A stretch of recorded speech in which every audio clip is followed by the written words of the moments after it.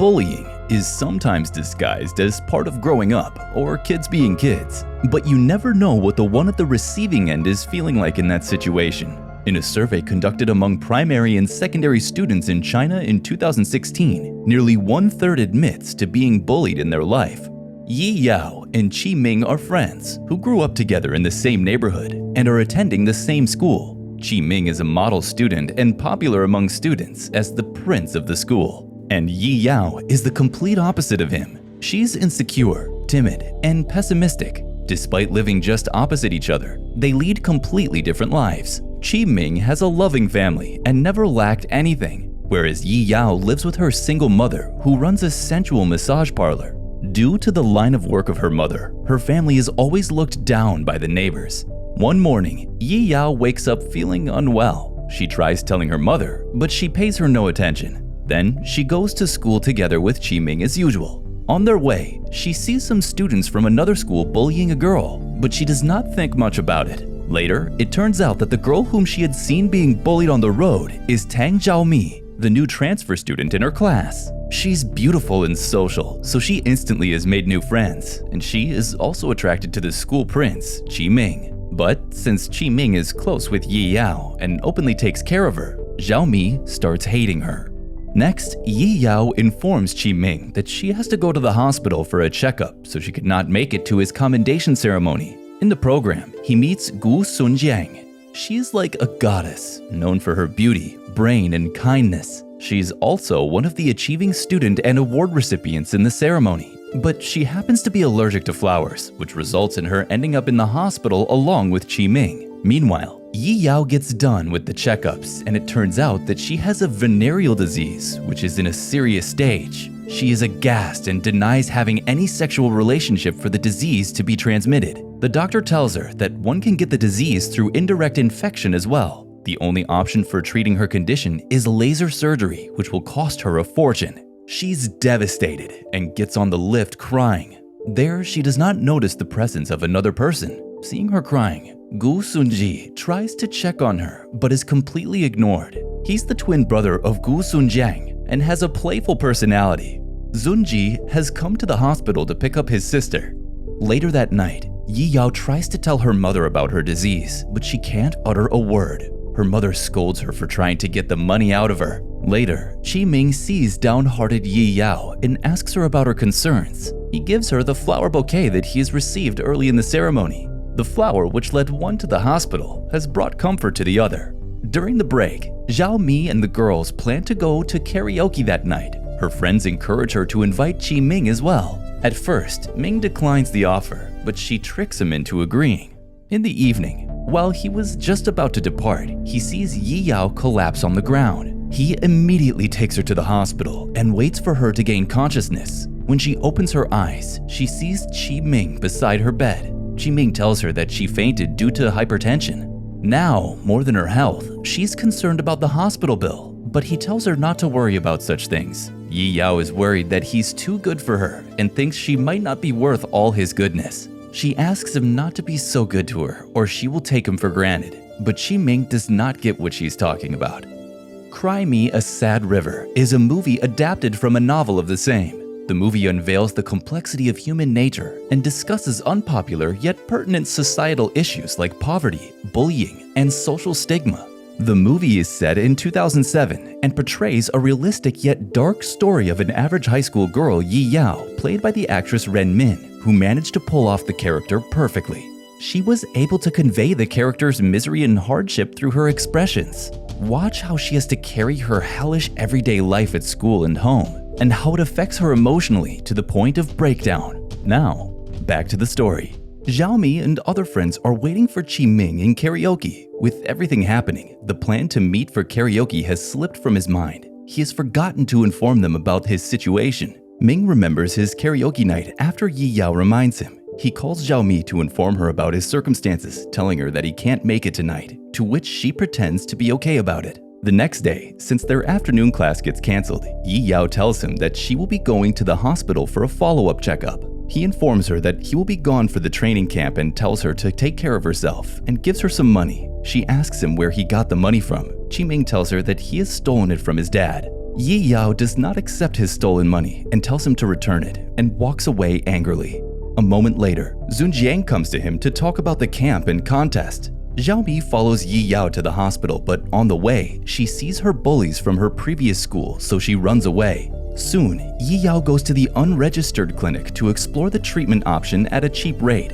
But looking at the condition of the clinic, she gets terrified and runs away. She's caught coming out of the clinic, and her secret is discovered by Zhao Mi. As per the poster outside the clinic is for treating venereal diseases. Zhao Mi then brings her secret out in the open. All of the sudden, the rumor about her being infected with a sexually transmitted disease is spread throughout the school. She's shunned by everyone and is bullied severely in school. People are raising their fingers, questioning her character. She instantly becomes the talk of the school. Next, other students have thrown her bag into the lake. Yi Yao almost drowns trying to reach for her bag. Sun Ji comes and drags her out of the water, thinking she's trying to end her life. He's being playful around her so that he could keep her company. Zunji then asks her to skip the class the day after. They both skip school and hang out together for a day. Yi Yao asks him if he hasn't heard the rumors and why he's not staying away from her. Sunji says that there are always rumors spreading around the school. He adds that he doesn't even pay attention to the classes, so why would he pay attention to such rumors? He consoles Yi Yao by pointing out that small children can get deadly diseases like AIDS, even if it's not their fault. And regarding her disease, he assumes that it's not from a sexual relationship. He sincerely asks if she has had a sexual relationship with anyone. Yi Yao thinks she is a bad omen, so she wants him to stay away from her. He advises her not to remain silent and encourages her to fight back against the bullies. Zunji is always silently backing her up. With his support, she dares to stand for herself. During physical education class, the girls gang up and hit her with the ball, but she does not let it affect her and continues with the game. In the dining hall, Yu Kai, a fellow student, tries to belittle her and holds her responsible for staining his clothes. She then hoses him off to drench him completely. Ming then arrives at the scene and yanks the hose out of her hand. He finds Zunji holding the hose pipe and the tap at the other end. Thinking that he incites her to fight, Ming punches him in the face. After that, the students are gathered in the assembly hall. Yi Yao is imposed for violations of the behavior code by causing commotion and causing negative consequences on other students. As a disciplinary measure, she's being warned in front of the students. Bruised Zunji interrupts the teachers by intentionally falling over the cord and making the mic stand fall. He then pretends to help the teacher with the mic and grabs the opportunity to drag Ming's name for punching him in the face. While Zunji is told to reflect on his behavior, his sister comes to check on him. He inputs Yi Yao's phone number on her mobile, telling her to save it as his girlfriend. Next, Yi Yao returns home to find her mother massaging a man. She immediately closes the door and leaves. Her mother follows her, only to scold her for coming back when she shouldn't have. She goes through her mother's pocket, asking her for money. It's a field trip day, and the students are visiting the technology museum. While Yi Yao leaves her bag on the bus seat to make a brief trip to the restroom, the bus leaves and she's left behind. Fortunately, Zunqi comes to her rescue and takes her on the class bus. During the field trip, he sticks beside her and puts his and his sister's number on her phone just in case she needs him. In the museum, she sees Ming and Zunjiang together. Only then does she come to know that she is Zunji's twin sister. She feels miserable looking at the couple being close. After the field trip, she comes to get her bag on the bus only to find the money missing from her purse. She accuses Zhao Mi of stealing her money. She pounces on her, hitting her and smearing her ointment all over her face. Yi Yao, being the monitor, is called for help by other students. Zunji notices the tube of ointment and helps Zhao Mi get to the museum clinic. Ming has come to ask her to explain herself to the teacher. Yi Yao tells him that she has nothing to explain and she doesn't care about it. He wants her to clarify to him how she caught the disease. She is angered by Ming's speculation about her. She says she does not understand the circumstances she's going through. She tells him that he has seen what she has done to Zhao Mi, but not what they have done to her. Yi Yao highlights the contrast in their living standard and also expresses her desire to live an ordinary life like everyone. At home, Yi Yao goes through all the stuff in her mother's cupboard. She finds the money her mother has set aside for her future. At the same time, her mother came into the room and catches her with the money. She's found out about her daughter's disease, so she hits her and asks how she caught such a disease. Yi Yao replies she has done nothing immoral and she has never used others' stuff. Then, her mother remembers the time when her customer used her daughter's towel after bathing. Finally, it dawns on her that it's actually her fault that Yi Yao has been infected with such a disease. Next, she holds her daughter's hands and takes her to the hospital for treatment. The next day, Yi Yao is back at her school with her head held up. Yi Yao sees Xiaomi getting bullied in the underground subway. Xiaomi begs her not to say a word to other people. She even offers Yi Yao to pay to keep her mouth shut. She warns Yi Yao that she will be losing her life if anything gets out in public. The next day, Zunji meets Yi Yao and tells her that his sister is going to Australia as an exchange student next month. So, they're going to celebrate their birthday earlier this time. Since Sun Jiang has gone to meet Ming that day, Sun Ji has come to hang out with Yi Yao. Moments later, Yi Yao receives a message from an unknown number inquiring if she is Ming's girlfriend and asks her to come to the abandoned building. Thinking that the message is meant for Sun Jiang, she forwards the message to her. They then go to the arcade and hang out and play games. Later, upon receiving the message from Yi Yao, Sun Jiang goes to the mentioned place behind the school, but finding the situation weird, she calls Sun Ji, but due to the low battery, his phone switches off. Suddenly, two men chase her to the rooftop. Scared, she slowly steps backward and falls off the roof. Unknown of the incident, Ming has been waiting for Sun Jiang to celebrate her birthday. Next, Xiaomi receives a message saying that the girl has fallen off the roof and that if not done anything, she will die.